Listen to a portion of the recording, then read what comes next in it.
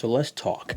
Um, if you know me by now, you kind of know that I do jujitsu. Now, whether I'm good or not, it's not what we're talking about. I'm a white belt, so I'm still a beginner, but I want to share some life lessons that doing jujitsu has taught me. Uh, it has actually taught me a lot of business stuff and a lot of faith things as well.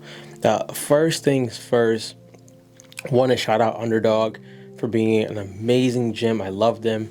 I also work for Underdog, and I want to also shout out Coach Sergio, who has been amazing for reviving Jiu-Jitsu in me, and of course, my man, John Durrett. So let's just jump into this. So the last year, right, I stopped Jiu-Jitsu maybe the second week in January. So I went from not doing it from January, mid-January, all the way up into January, February, March, April, May, June, almost like July.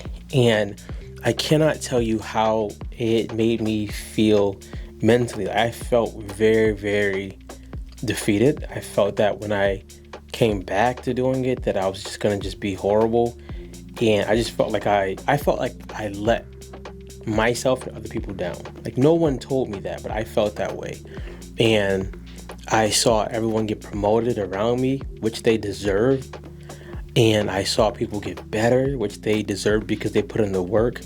And for me, at first, I internalized it as I'm not good enough, right? That's something that I've always struggled with in multiple areas and gradually getting better in it.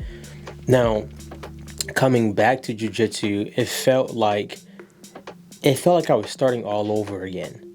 And it felt that way because I almost was starting all over again. At that time, I had left fitness coaching completely, so I stopped them both at the same time. And it felt like opening up this new door. This old door felt like a new door, and I was just going to be lost.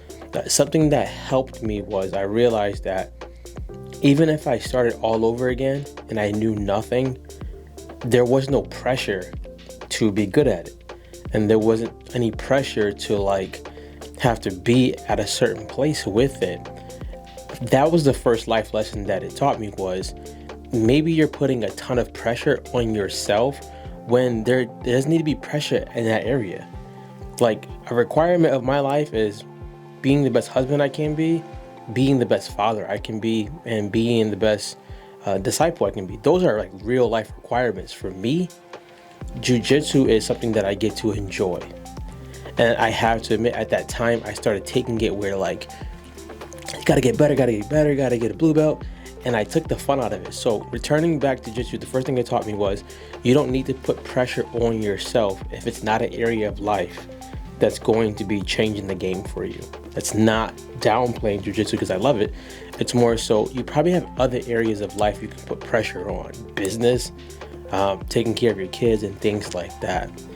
Something that has taught me recently was I realized I've gotten choked out more recently and submitted more. But my attitude towards it is, okay, Drew, what are you leaving open? What's happening?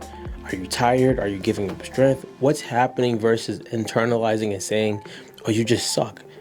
No, you're getting beat by people who are better, or just things you're exposing. And that's perfectly fine.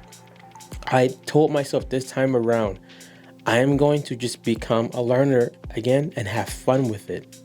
If I never compete, cool. If I never become a blue belt, cool. My whole goal is to use this as enjoyment. For people who own businesses, entrepreneurs, or even parents, oftentimes we don't have hobbies, or we don't have areas of our lives where we just go to have fun.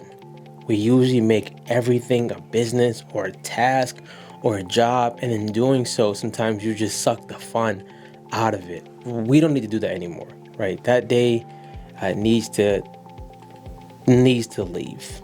Now, while getting submitted by people in matches and things like that, let me rewind. In a match, in a round, right?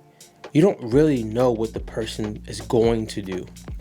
Even if you roll with them for a lot of times, you don't know what they're going to do. So the cool thing is you have to be thinking like on your feet. You got to be thinking pretty fast, and you got to be careful because any exposure could get you submitted. this is a part of life that I think people could gravitate more when they think about jiu-jitsu or even fitness in general. If in jiu-jitsu matches and rounds, you don't know what's happening, you really can't be giving yourself over to anxiety. You're going to be better off just submitting, hey, this is going to be a round. It's going to last for a couple minutes. I don't know what's going to happen, but I'm going to do the best I can. And after the round, if I win or lose, I'm going to take something from that round and learn. This is what I've learned with seasons of life. You have to be able to take the lessons out of every season of your life. Every season of your life, believe it or not, serves you for the next season if you pay attention, right? They go hand in hand, right? Spring, summer, fall, winter, they just rotate, but they don't just jump into each other. They kind of merge into each other until one season has taken over. This is similar to jiu-jitsu in the round, right? You learn, how did I get choked? You learn, how did I get armbarred? You learn, how did I give out of stamina? And if you can take that and go apply that to the next round, then you're pretty much good. For fitness, as a coach, I was never the person that wanted to get, I don't want to say caught up, but I was never the person that wanted to idolize form. Believe form is great. I wanted to highlight the human part of the fitness. So I'd rather you be doing movements that you can do on your own and us talk about your life. You become a better human. You become uplifted when you come to my class or you even come near me. That was my goal with all of that. So with those lessons and with those gems with jiu-jitsu, the biggest one I learned, and I'm still learning, is you have to be around people who are better and people who are not as good at the same time. You have to always be in a place where you can help and where you can be helped, and in a place where you, I would say, collaborate, where you compete against somebody on your own level. There's no shame in that, right? There's no shame if I'm going against a white belt who's better, a blue belt, a purple belt, a brown belt, a black belt. And then there's no shame in it if I can help a new white belt, a day one. I want to be in a place where you can experience both of those. And I believe if we do this in our real lives, like if we stop thinking that our weaknesses are like bad and we start exposing them to people who could help us, we would grow a lot, right? I tell people all the time, if you want to get better at business, do a timesheet. Ask yourself, how much time are you actually spending on the business? If it's less than 2 hours a day, then what do you expect? You got to get around people who can push you and people who you can push.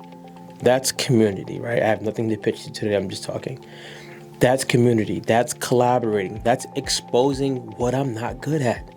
Right? Every time I've gotten beaten recently in a match, if it's a higher belt, who knows? If it's a higher belt, I'm usually asking, what was I doing that you kept doing this to me? What was I doing that I kept getting caught? And they usually will break it down. Hey, you kept putting your arm out right here. You kept doing this. You kept doing that. And what happens? The next round I go against somebody else, I'm looking out for that. So with all that being said, jiu-jitsu has taught me a lot about that with life. What has it taught me about my faith or in my faith? Number one, don't be afraid to try. I'm a person where I don't take a lot of risk. Don't be afraid to try. Like, don't be afraid to look crazy. Don't be afraid to mess up, right? Usually when we think about taking risk, we think that if we mess up, something is wrong with us. That can be far from the truth, because it is far from the truth. It's also taught me in my faith to be willing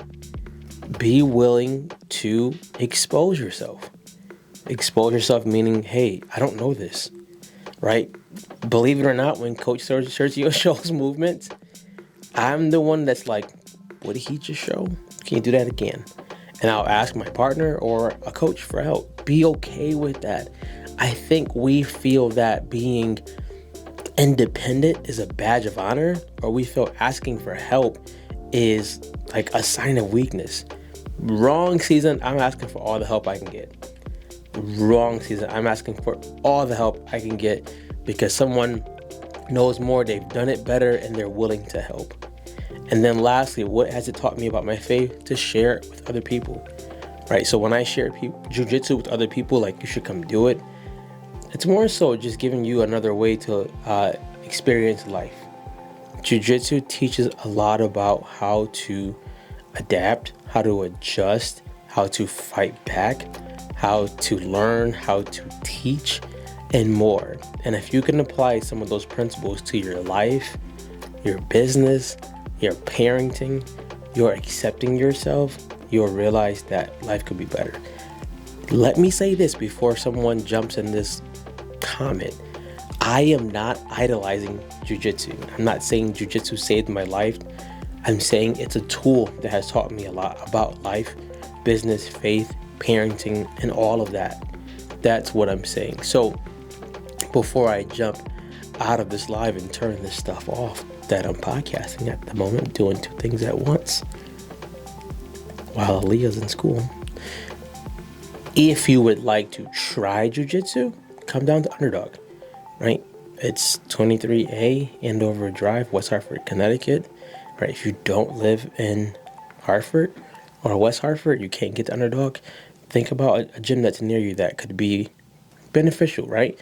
I'm going to tell you this, the first time you try it, you're not going to be good, so don't go in here thinking that you're going to be like this like A+ student. It's not going to happen. You're going to be learning and getting submitted, but if you take those lessons, you'll be good.